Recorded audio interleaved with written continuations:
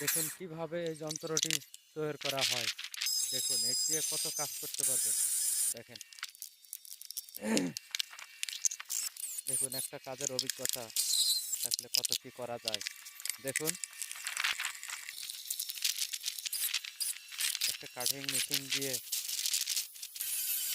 কতটা কাজ করা যায় যদি কাজের অভিজ্ঞতা থাকে, যদি জানা থাকে তাহলে। দেখুন একটি কাটিং মেশিন, দাগ দিয়ে কত কাজ করা হচ্ছে।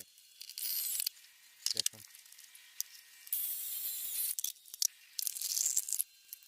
একটি মেশিন দিয়ে কত ধরনের কত প্রকারের কাজ করা হচ্ছে।